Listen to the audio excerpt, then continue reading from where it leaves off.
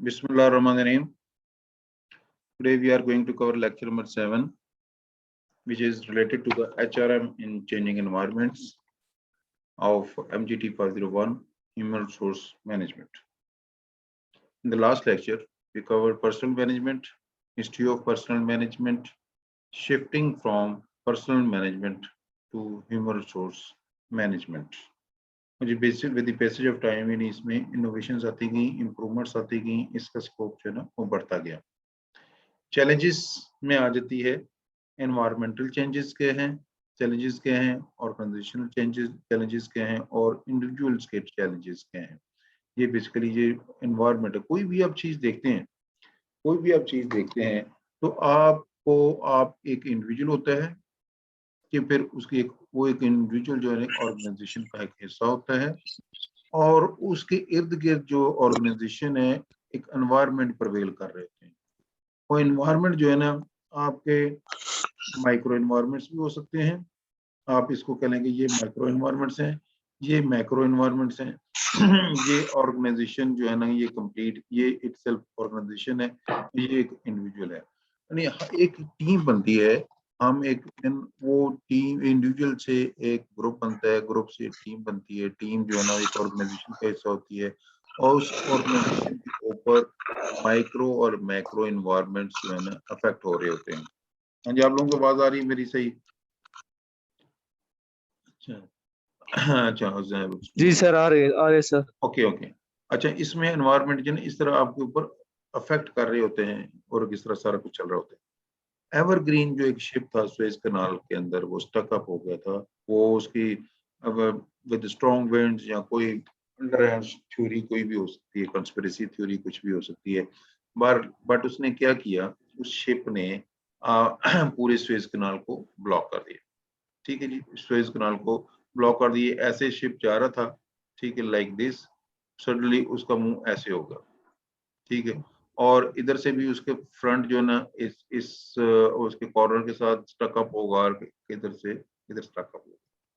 तो ये हो गया जी आपका एक के उस स्टक अप होने से हुआ कि जो शिप इधर से इधर आ रहे थे, ठीक इस डायरेक्शन में, केला भी जो मेडिटेरेनियन सी की तरफ से रेड सी में होते हुए आप ये एशिया की तरफ आ रहे थे, अफ्रीका की तरफ आ रहे थे, वो शिप जो है ना वो इधर इधर रुक गए और इवन मेडिटेरेनियन में भी लाइन लग गई और नीचे जो है ना इंडियन ओशन में भी सारे इधर उसके इधर भी लाइन लग गई, सारे अपनी जगह पर रुक गए।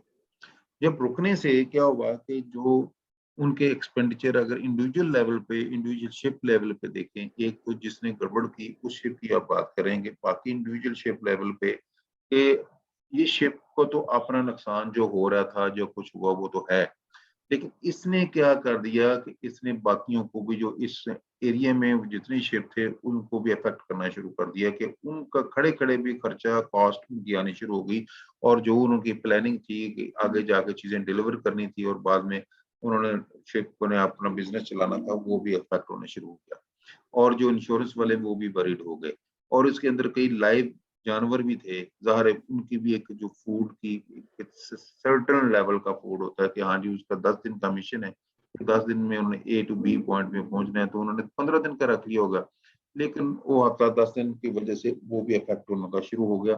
अभी ये कि जो उनके अंदर सामान था चीजों को, वो भी जिधर जिधर पहुंचना था, इकोनॉमी चलनी थी, ऑयल था, तो जिन मुल्कों को इस रनिंग शिप्स के बेस पे सारी उनकी इकोनॉमी चल रही होती है, इवन इलेक्ट्रिक हाइड्रो थर्मल के ऊपर जो बिजली पैदा करने वाले मुल्क होते हैं उनको उसके ऊपर बेस कर रहा होता है, उनकी ट्रांसपोर्टेशन कारखाने जिसमें ऑयल फर्नेस ऑयल या कुछ यूज होना था वो भी उसमें वो भी अफेक्ट होना शुरू हो गया।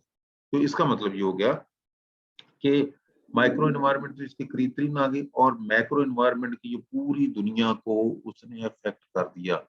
एक शिप ने पूरी दुनिया को, आपको एवरग्रीन ने पूरी दुनिया को उसने अफेक्ट करके रख दिया, starting from that individual ship till complete world उसके अंदर अफेक्ट होना शुरू हो गई।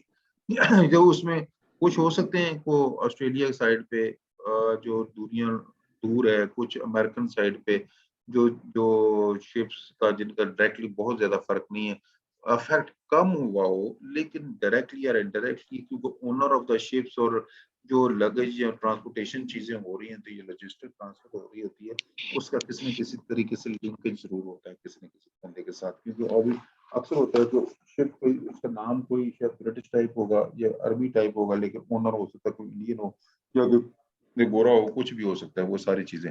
तो एक general theme of this lecture वाली बात है कि किस तरह के एनवायरनमेंट आपके ऊपर अफेक्ट करते हैं, एक इंडिविजुअल चीज ने कैसे अफेक्ट कर दिया। अभी हम तो पहले ये शिप की एग्जांपल, सुएज कनाल की मैंने एग्जांपल दे दी। अभी आप इंडिविजुअल पे जाए, आप एक इंडिविजुअल है एक कंपनी में कि वो इन्फ्लुएंशियल भी है, लेकिन वो नेगेटिव माइंडेड है। इसको थोड़ा सा इस तरह लेते हैं, नेगेटिव माइंडेड है, तो उसने उसके नेगेटिविटी जो है ना डायरेक्टली इनडायरेक्टली पूरी कंपनी के ऊपर अफेक्ट डालना शुरू होगी। अभी वो बंदा मर्जी से आता है, मर्जी से जाता है, इसका मतलब टाइमिंग अफेयर नहीं अडेयर नहीं करता है, वो मिस यूज ऑफ अथॉरिटी कर रहा है, मिस यूज ऑफ रिसोर्सेज कर रहा है, और कुछ गलत चीजों में भी इन्वॉल्वमेंट पाई जाती है। जो कहते हैं कहते हैं वह हरासमेंट में भी वो इन्वॉल्व है। तो वो सारी चीजें उसके असर पड़ रहा है, उसका असर पड़ने की वजह से उस कंपनी की जो ओवरऑल परफॉर्मेंस के ऊपर भी फर्क पड़ सकता है। परफॉर्मेंस नहीं, ये एक नेगेटिव एग्जांपल है, पॉजिटिव भी एक बंदा बहुत पॉजिटिव है, लोगों की हेल्प भी करता है, जो गलती जिससे होती है उसको करेक्टिव एक्शन लेता है पॉजिटिव तरीके से, पॉजिटिव रीइंफोर्समेंट उसको कहते हैं। वो उस तरीके से उस तरह करते हैं तो वो उसका फर्क पड़ जाता है। एक होती है, मैं अब इस साथ साथ लिंकेज चीजें आई थी, ये पूरा लेक्चर एक स्लाइड के ऊपर भी हम कवर कर सकते हैं, लेकिन although I will show the other slides also कि एक होती है पॉजिटिव रीइंफोर्समेंट, एक होती है नेगेटिव रीइंफोर्समेंट।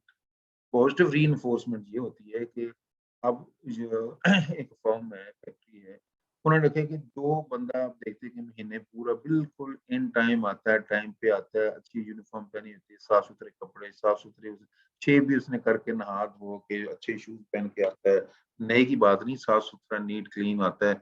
वो कहते हैं कि एंड ऑफ द मंथ उसको अनाउंस करते हैं कि mister X Y Z ji, he is the excellent या best individual of the month के नाम पे। तो उसको सर्टेन लोगों को जी इसको जी 5000 रुपीज उसको इनाम दे देते हैं, और शाबाश क्लैपिंग ला ब्ला ब्ला इस तरह के हो जाते, जो भी फर्स्ट उस वक्त गैदरिंग होती है उसको वो बंदे को नाम। उसका पॉजिटिव रीइंफोर्समेंट ये हुई कि बाकी लोग भी उसको देखते हुए they will try to come in time, they will try to wear good clothes, they will try to come with shave वगैरह की और गुड लुकिंग का तरीके से करने की आने की कोशिश करेंगे। ये एक होते हैं पॉजिटिव रीइंफोर्समेंट। नेगेटिव रीइंफोर्समेंट ये कि एक बंदा वो लेट आता है, अच्छे ड्रेस नहीं पहनता है, शेवी ड्रेस में भी होता है, सारा कुछ है, तो क्या जी आप उसको पनिशमेंट दे देते हैं, उसको पनिशमेंट देते हैं, उसकी पे में कट भी हो सकता है, उसमें कोई और एक वार्निंग टाइप भी कोई चीज हो सकती है, डॉक्यूमेंट्री रिकॉर्ड में भी उसकी चीज है, ठीक है। तो उसमें के पीपल वुड बी स्केयर्ड कि वो ये जो ना ये इसे गड़बड़ करेंगे तो हमारे साथ भी इस तरह ही बंदा चलेगा, हमारे साथ भी इस तरह पनिशमेंट हमें भी मिल सकती है, सर कुछ है। तो वो एक पहला बंदा है, इस is the positive thing, environment भी पॉजिटिव हो गई, खुशी खुशी हर कोई कर रहा है और एक पॉजिटिव चीजों को पॉजिटिव ले रहा है। दूसरे में एक स्केर टाइप एनवायरनमेंट है, एक परेशानी वाले एनवायरनमेंट है, एक डर वाला माहौल पाया जाता है। और जब आपस में लोग बैठेंगे कहेंगे जी बॉस इज नॉट गुड, ये बंदा देखो, बंदा को किसी को प्रॉब्लम भी हो सकती है, किसी को मसले भी हो सकते हैं, ये कोई फलानी का तो बच्चा बीमार था, ये फलाना खुद बीमार था, उसको हेडेक हो रहा था और लेट हो गया, वो आते हुए रात को ट्रैफिक की वजह से वो डिले हो गया, स्टकअप हो गया था, ला सारी बातें, एक डिफरेंट किस्म की गॉसिप शुरू हो जाती है। और जो है ना जो विसल ब्लोअर जो होते हैं, विसल ब्लोअर भी इसमें गड़बड़ करना शुरू कर देते हैं, असल चीज हो जाए बीच में पहले ला के करते हैं। विसल ब्लोअर लफ्ज सुना हुआ आप लोगों ने? विसल ब्लोअर सुना हुआ है? एनीबॉडी? हेलो शहजाद, आपने हाँ नहीं जी? नहीं सर, तो माइंड में नहीं आ अच्छा रहा, चलो ठीक है, सुना मैं हुआ आपको लेकिन वो इसकी। भी एक्सप्लेन करूंगा कि विसल ब्लोअर क्या चीज होती है। ये भी ये लेक्चर कवर कर लूँ ना, मैं बताऊंगा विसल ब्लोअर। अच्छा इसको अभी लेक्चर का ये कवर किया, सर आप प्लीज। इंडिविजुअल आ गया, कंपनी आ गए, ये माइक्रो एनवायरनमेंट आ गए थे, और ये मैक्रो एनवायरनमेंट, मैंने इससे एम्पली एग्जांपल आपको क्लियर कर दी।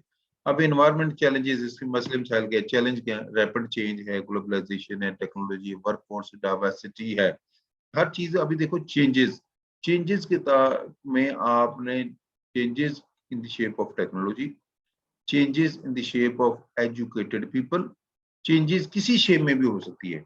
जो भी चेंजेस हैं, अगर आपने changes in the shape of demand of the particular product और प्रोडक्ट में रिफाइंड डिमांड या उसमें डिफरेंट फीचर्स की डिमांड। आप कह लें 1972 वाली अगर कार आप मार्केट में बेचने की कोशिश करेंगे तो कुछ लोग तो होंगे एंटीक के चक्कर में खरीद लेंगे, लेकिन वो दैट इज उसके अंदर जो फीचर हैं, जो आजकल की कार में जो फीचर हैं, वो तो उसमें कोई मैच नहीं है। तो डेफिनेटली लोग जो है ना यूज के लिए तो उसको नहीं रखेंगे, जो को वैसे एंटीक के चक्कर में या शौक के चक्कर में को रख ले या खरीद ले तो वो चेंजेस को जिसने अडॉप्ट कर लिया तो वो सक्सेस का बिजनेस उस तरह चलता जाएगा। जिसने चेंजेस को अडॉप्ट नहीं किया डेफिनेटली उसका बिजनेस में वो फिर चीज नहीं रह सकती, उसमें फायदा नहीं हो सकता।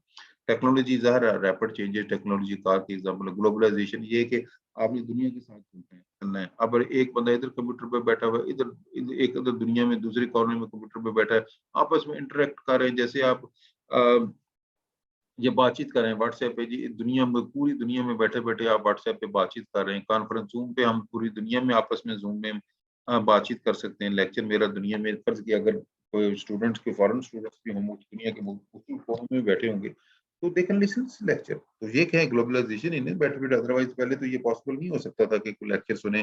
पहले तो ऑन ग्राउंड फिज़िकल लोग आते थे, तो सामने बैठते थे टीचर के सामने ब्लैक बोर्ड पे या व्हाइट बोर्ड पे या ग्रीन बोर्ड पे तो उधर पढ़ाता था, सिखाता था, सारा कुछ वैसे ही पॉसिबल होता था। अभी तो कोई मसला ही कोई नहीं। एवरीथिंग इज़ डिजिटलाइज़्ड, आपको इवन लिखने की भी ज़रूरत नहीं होती है। स्लाइडें आपके सामने, लेक्चर आपके सामने, आप रिकॉर्डिंग करते हैं। आप जब ज़रूरत पड़ती है, आप उसको सुन सकते हैं, देख सकते हैं। वर्कफ़ोर्स डाइवर्सिटी है कि मुख्तलिफ किस्म के लोग मुख्तलिफ जगह पे पाए जाते हैं। मसलन इसमें काला, गोरा, छोटा कद, बड़ा कद, ठीक है, मुस्लिम एथनिक ग्रुप हो सकते हैं, लिंग्विस्टिक ग्रुप हो सकते हैं, कल्चरल ग्रुप हो सकते हैं, रिलीजियस ग्रुप्स हो सकते हैं, कोई भी है। इसमें जो आपको मल्टीनेशनल कंपनीज में पर्टिकुलरली ये चीज़ पाई जाती है कि हर तरह के लोग उधर होते हैं, तो उधर आपको मैनेज करना चीज़ों का थोड़ा-सा डिफरेंट होता है, मुश्किल भी हो जाता है time. Trend in the nature of work, ज़ाहिर है वो नेचर ऑफ वर्क जो है ना वो फ़र्क पड़ता है, उसमें न्यू ट्रेंड्स आ रहे हैं, कैसे करते हैं। पहले आप मैनुअल काम करते थे, बड़े-बड़े रजिस्टर होते थे, सारा कुछ होता है। अभी ये जी कंप्यूटर में सारा कुछ एक्सेल शीट्स में सारा कुछ डेटा अपडेट करते जाते हैं और ऑटोमेटिक चीज़ें जो है ना अपडेट होती जाती हैं। एंड ऑफ द डे या एंड ऑफ द पीरियड या and of the completion of the task you get out the print out और दैट हियर इट गोज़। अभी जैसे क्रिकेट में होता है स्कोर कार्ड वाली बात होती है, आप एक बॉलर एक बॉल करता है, ऑटोमेटिक तमाम डेटा उसके ऊपर अमेंड होता जाता है। उसकी परसेंटेज फर्ज़ किया बॉल में अगर रन्स नहीं बना तो जो एवरेज है उस बैट्समैन की एवरेज वो कम हो जाएगी, ओवरऑल उस टीम की एवरेज कम हो जाएगी और ज़ाहिर ओवर बढ़ जाएँगे। तो उसमें सारा जो करंट रन रेट और future required run rate automatic सारी चीज़ें चेंज होती जाती हैं। ठीक है? अच्छा, skill shortages and the rise of the service sector, भाई स्किल जो है ना बेसिकली ये कि जनरलाइज़ काम नहीं कर चल सकता। हर चीज़ के लिए जो स्किल्ड बंदा होता है वही काम कर सकता है। आप जीडीएमओ डॉक्टर के पास चले जाते हैं, लेकिन बंदे को हार्ट का मसला होता है तो वो बंदा जो डॉक्टर है जीडीएमओ वो एक जनरल तो उसकी ट्रीटमेंट कर सकता है। जनरल उसको पता होता है, पीसीआर उसको करते हैं, वो अगर बहुत ज़्यादा हार्ट अटैक होगा तो उसको दबा के तो उसको कुछ ट्रीटमेंट कर सकता है, इनिशियल ट्रीटमेंट तो कर सकता है, फर्स्ट एड तो दे सकते हैं। लेकिन वो जो डॉक्टर को पता है मेडिकल स्पेशलिस्ट या हार्ट स्पेशलिस्ट है, वो जो बारीकी में जानता है दूसरा बंदा नहीं जान सकता। Same goes for eye specialist है, ईएनटी स्पेशलिस्ट है, तो चाइल्ड स्पेशलिस्ट हो गया, गायनेकोलॉजिस्ट है। तो वो everybody can not perform all the skilled things. Generally उसको पता होगा। जैसे ऑर्केस्ट्रा वाली का एग्जांपल मैंने एक देता हूँ।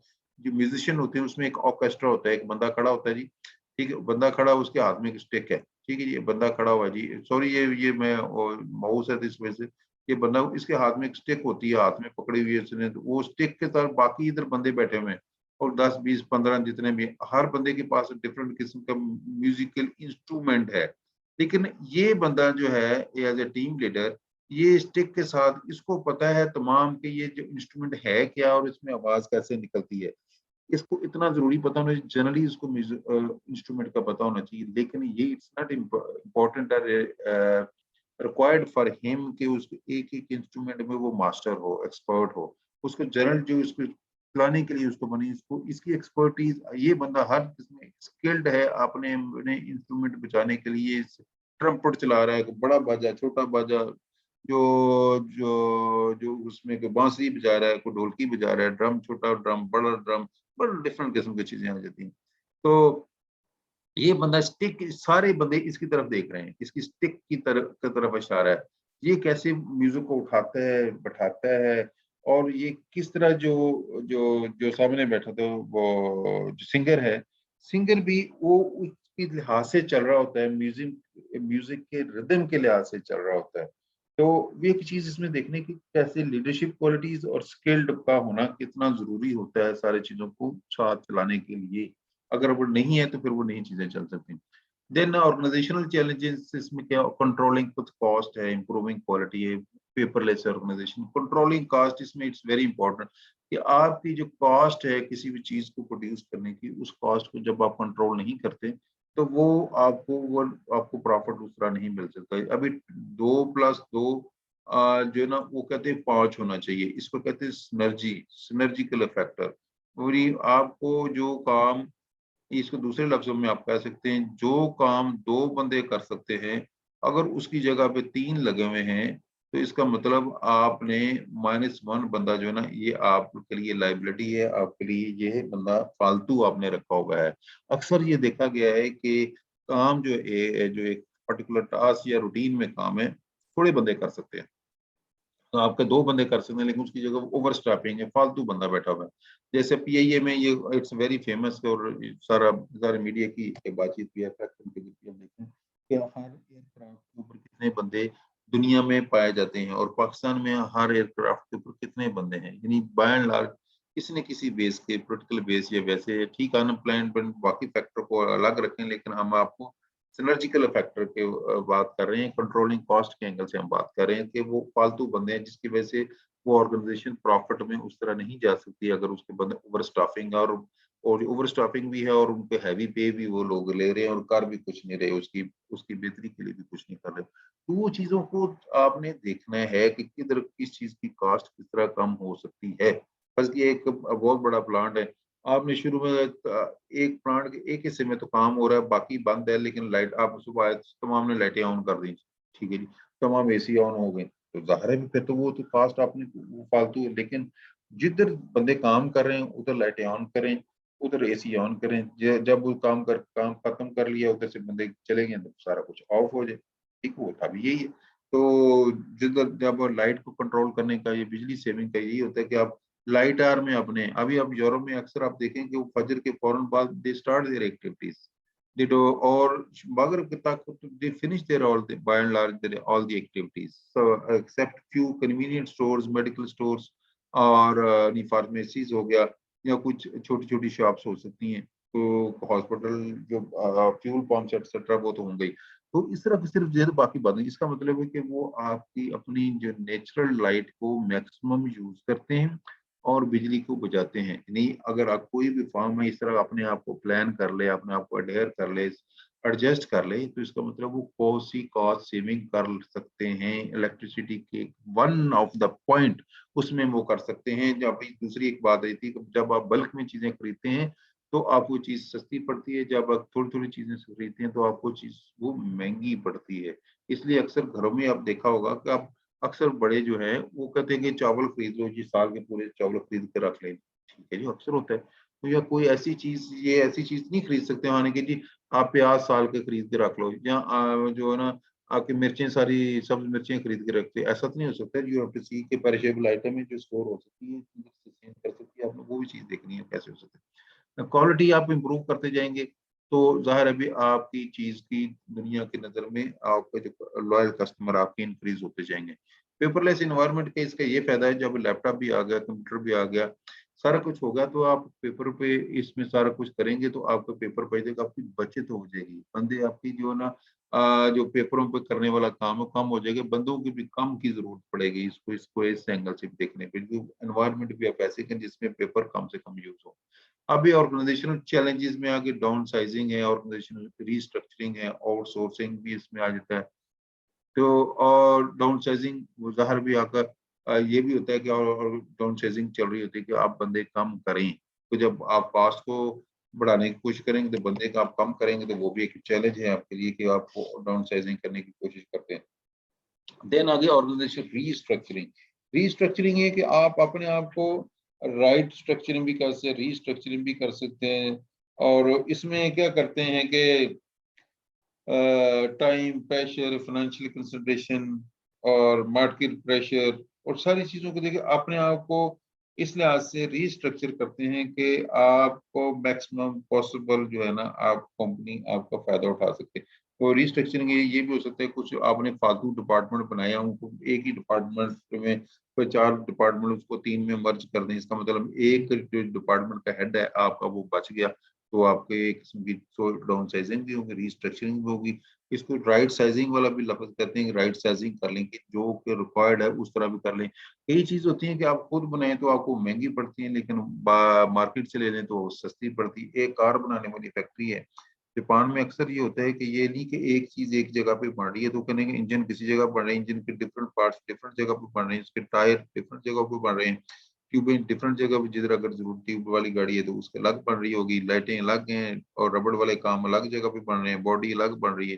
तो उसका सस्पेंशन सिस्टम अलग होगा, इलेक्ट्रॉनिक्स का सिस्टम अलग होगा, लाइटिंग का सिस्टम अलग होगा। तो वो कहते हैं कि अगर हर चीज का खुद प्लांट लगाएं तो वो शायद उतना पॉसिबल नहीं है, फिजिबल नहीं है, इतना कॉस्ट इफेक्टिव नहीं है। तो वो कोई चीजों को अक्सर वो करते हैं कि वो आउटसोर्स कर लेते हैं। चीजें बनी बनाई उन्होंने आपस में कॉन्ट्रैक्ट होते हैं, अंडरस्टैंडिंग होती है, कोऑर्डिनेशन होती है, एग्रीमेंट्स होते हैं कि वो चीजें दूसरों से लेते हैं और एक टाइम पे आती है चीज वो उधर जाके एक जगह पर असेंबल होकर फिटिंग होके तो वो चीज हैंड ओवर हो जाती है जिसको जानी हो। अगर वो शिपमेंट करनी है तो शिपमेंट हो जाएगी, लोकल किसी ने खरीदनी तो लोकल वो चीज खरीद लेता है। तो वो आउटसोर्सिंग आउटसोर्सिंग आउटसोर्सिंग का समझा रहा था कि उसका कितना फायदा होता है और कैसे होता है। और ऑर्डर जो है ना वो एक दफा और बटन क्लिक होता है और ऑर्डर हो जाता है और ऑटोमेटिक जिनके साथ उनके लिंकेजेस होते हैं वो कहते हैं ग्लोबली, फर्ज किया हम पाकिस्तान में बैठे हैं, जापान में या चलो जर्मनी में हमने एक गाड़ी का ऑर्डर दिया है कि जहाँ जी ऑडी बुक करवाई है मैंने, तो ऑडी बुक कराई है इधर से मैंने ऑर्डर दिया, ऑनलाइन सारा कुछ बातचीत हो गई। होता भी ऐसे ही है, जो डीलर भी करता है तो वो ज़ाहिर वो अल्टीमेटली तो ये ऑर्डर प्लेस करता है तो उसकी पेमेंट का शेड्यूल होता है, तरीकाकार होता है, किस तरह पेमेंट होगी, किस तरह किधर से होगी और वो उस लिहाज से इनिशियल पेमेंट कितनी है और बाद वाली पेमेंट कितनी किधर कैसे होगी, वो सारी उस लिहाज से सारा कुछ हो जाता है।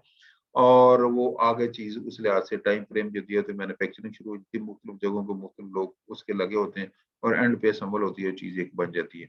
तो उसमें आपकी कॉस्ट सेविंग ज़्यादा होती है क्योंकि आपका अदरवाइज़ हर चीज़ का एक-एक आपको प्लांट लगाना पड़ता है, तो सारी चीज़ें इस तरह करनी पड़ती है।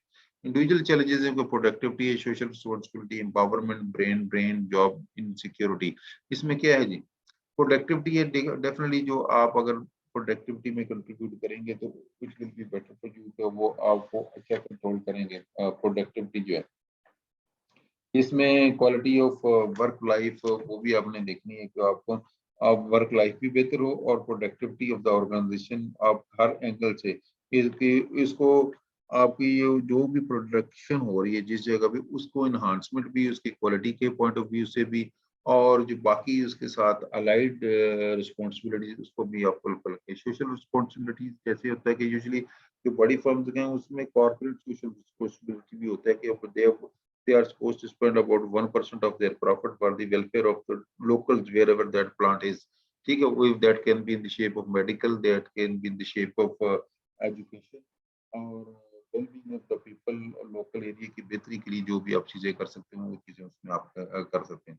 एम्पावरमेंट ज़ाहिर है भी जब आप किसी बंदे को एम्पावरमेंट होगी तो उसमें काम करने का जज्बा भी डिफरेंट होगा, लेकिन इसको आपने बैलेंस आउट करना है कि एक बंदे को आप ज्यादा एम्पावर कर देते हैं और दूसरी तरफ दूसरे बंदे की वो पावर उतनी कट कट हो जाती है, तो वो भी उसको बैलेंस आउट करके आपको चलाने की जरूरत है। ब्रेन ड्रेन जो है ना किसी भी ऑर्गेनाइजेशन में ब्रेन ड्रेन ये है कि आपने किसी बंदे को सिलेक्ट किया, रिक्रूट किया, आप बंदे को सिलेक्ट कर लिया, सिलेक्ट करने के बाद आपने उसको ट्रेनिंग दी है, ट्रेनिंग के बाद आपने ऑर्गेनाइजेशन उसकी डेवलपमेंट की है, डेवलपमेंट बंदा अभी एक्सपीरियंस्ड हो गया, मेच्योर हो गया, आपको डिलीवर कर रहा है। ये ना हो कि उस वक्त वो बंदा कहा जी अभी मैं तो इस ऑर्गेनाइजेशन को छोड़ रहा हूँ, ठीक है। वो आपने मेजर तरीकाकार इस तरह का होना चाहिए कि वो keep on working with you क्योंकि आपके लिए वो जरूरत है, ठीक है। मकसद ये कि आपने उसके ऊपर खर्चा किया है, जब आपने खर्चा कर लिया तो ही शुड नॉट लीव और she should not leave that job. Same wise एक तो ये चीज है कि वो ना छोड़े, दूसरी है जॉब इनसिक्योरिटी। ये भी ना हो कि जब दिल किया मालक या फर्म का जो एमडी या एचआर वाले दिल किया बंदे को निकाल दिया, दिल किया किसी को रख लिया, दिल किया उसकी पे कम कर दी, दिल किया उसको बोनस दिया, दिल का उसको बोनस ना दिया। वो सिक्योर इनसिक्योरिटी नहीं होनी चाहिए, उसकी जॉब तो उसको होना चाहिए ठीक है, until unless के environment कुछ ऐसे prevail नहीं करते, he should or she should keep on working that. New trends at work place के हैं, एजुकेशन है, वर्क टाइम है, मोर ऑप्शंस है, स्टैंडिंग ऑफ लिविंग है, स्टैंडर्ड ऑफ लिविंग है, एक्सपेक्टेशन एंड डिमांड, ये जनरलाइज भी आप बात कर लें। एजुकेशन क्या है? एजुकेशन दो चीजें, एक तो बेसिक एजुकेशन जो एक रिक्वायरमेंट है किसी एक काम करने की, एक स्किल की, एक पोजीशन की, एक जॉब की आप करने के मिनिमम फर्ज के एमबीए होना चाहिए बंदा, ठीक है, क्योंकि उस जॉब की एक रिक्वायरमेंट होती है कि वो बंदा एक एमबीए क्वालिफाइड ही हैंडल कर सकता है। लेकिन अगर उधर आपको मैट्रिक पास बंदा बैठा देंगे या एमए इस्लामियत बैठा देंगे, डेफिनेटली वो ही और she can not do that job जो उसकी रिक्वायरमेंट है। एमए इस्लामियत वाला बंदा तो अपने जॉब से रिलेटेड ही काम कर सकते हैं, एमए उर्दू वाला बता देंगे वो तो कुछ नहीं कर सकते हैं। हाँ जी, ये जी पाकिस्तान स्टडीज में एमए पाकिस्तान स्टडीज है, उसका तो कोई फायदा नहीं है उसमें। अभी एजुकेशन रिक्वायर्ड लेवल की जिधर चीज चाहिए वो उस लेवल का रिक्वायर्ड हो। आप कह रहे हैं कि इधर स्किल्ड बंदा चाहिए, अभी जो मैकेनिक जो होता है तो वो उसकी एजुकेशन इतनी ज्यादा ना हो, लेकिन उसकी स्किल्ड लेवल इतना होता है कि वो तजर्बा उसका उतना होता है कि वो गाड़ी उसके पास जाकर रुकती है तो वो समझ जाता है कि इस गाड़ी के फलां हिस्से में ये आवाज आ रही है, उसका फलाना हिस्सा खराब है।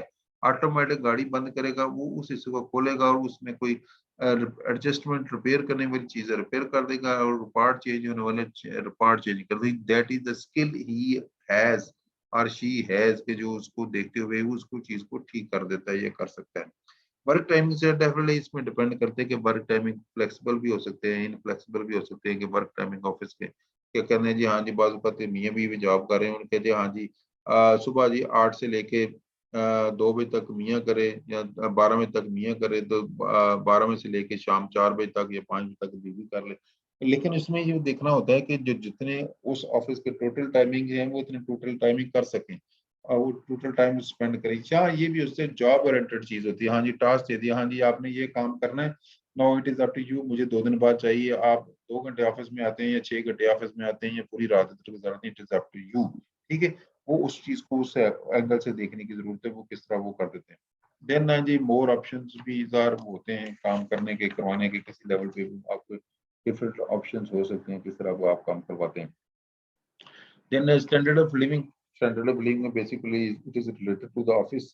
तो ऑफिस में स्टैंडर्ड ऑफ लिविंग जो है ना, आपके कंफर्टेबल होंगे तो आपकी जो आउटपुट भी उसके बेहतर होने के चांसेस होते हैं, क्योंकि अगर आप कंफर्टेबल एनवायरनमेंट में काम कर सकते हैं, आपकी चेयर बड़ी कंफर्टेबल है, टेबल कंफर्टेबल है, आपका इवन के लैपटॉप या डेस्कटॉप जो है ना बिल्कुल आपकी हाइट के लिहाज से, सीट भी एडजस्टेड है और सारी चीजें पड़े, तो आप बड़े सुकून से काम करेंगे।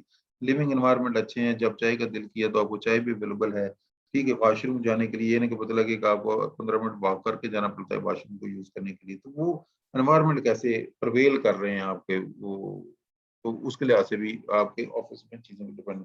एक्सपेक्टेशन एंड डिमांड, डेफिनेटली हर बंदे को अपनी एक्सपेक्टेशन जो है ना, एक्सपेक्टेशन और सारी चीजों को उस लिहाज से रखना चाहिए कि जो कहते हैं ना ख्वाहिश और डिमांड, वो आप अपनी कैपेबिलिटी को भी ज़हन में रखें और कंपनी की कैपेबिलिटी को भी ज़हन में रखें। आप प्रॉफिटेबिलिटी, आप अपनी कंट्रीब्यूशन को भी ज़हन में रखें, how much you are contributing for the company, और जिस तरह का आप कंट्रीब्यूट करेंगे उस लिहाज से आप एक्सपेक्टेशन उस लिहाज से रख सकते हैं। ये नहीं कि आप कंट्रीब्यूशन आपकी माइनस की तरफ हो और जो एक्सपेक्टेशन आपकी प्लस की तरफ हो, तो वो चीज़ों को बैलेंस आउट करने की भी ज़रूरत होती है कि एक्सपेक्टेशंस एंड योर इनपुट, कहते हैं input is equal to throughput और throughput is equal to output.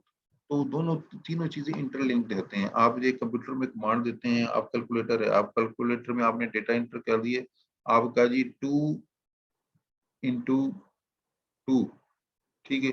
आपने जब ये दबाया, इस बटन दबाने से आंसर तो 4 आ गया, लेकिन 4 आने से, ठीक है, 4 आने से पहले और ये दबाने से पहले इस टाइम फ्रेम में फ्रैक्शन ऑफ सेकंड कोई प्रोसेस हुआ, समथिंग, समबडी, सम आइटम, कुछ मैकेनिकल फंक्शंस हुए हैं जिसने ये कैलकुलेशन की है, दैट इज अ थ्रूपुट, ठीक है। इनपुट आ गया जी, आई इनपुट थ्रूपुट, देन ये आपका आ गया जी आउटपुट, आपका आउटपुट हो गया। आपने पेपर की तैयारी की, ठीक, आपको इनपुट के आपने जितनी पेपर की तैयारी करके रिटेन कर लिया सर कुछ, और फिर आपने आउटपुट आपका दिया जो रिजल्ट आपका आ गया थ्रूपुट, आपने जितनी मेहनत कर ली वो थ्रूपुट है, ठीक है जी। वो सारी रिक्वायरमेंट उस लिहाज से देन जी न्यू ट्रेंड में आगे diversity and gender issue at work place, ये अक्सर देखने में आता है कि miss interpretation of the thing. अक्सर आपने देखा है कि ये खास तौर पे पाकिस्तान में, ये पाकिस्तानी लोग, हम लोग जो है ना, थोड़ा से इसमें प्रोफेशनल अप्रोच हमारी कम होती है। प्रोफेशनल अप्रोच इन सेंस के अगर वर्क प्लेस पे male female they are talking, they are even beginning smiling, smiling style आप कह लें कि बातचीत कर रहे थे, बी मे इंटरप्रेटेड के इसका मतलब कुछ गलत ले सकते हैं।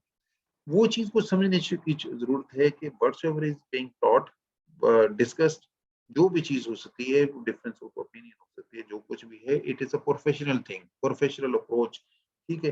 तो उसको कोई गलत इंटरप्रिटेशन नहीं होनी चाहिए, उसका टोटल वर्क के लिहाज से उधर की चीज उधर उधर इंटरप्रिटेशन।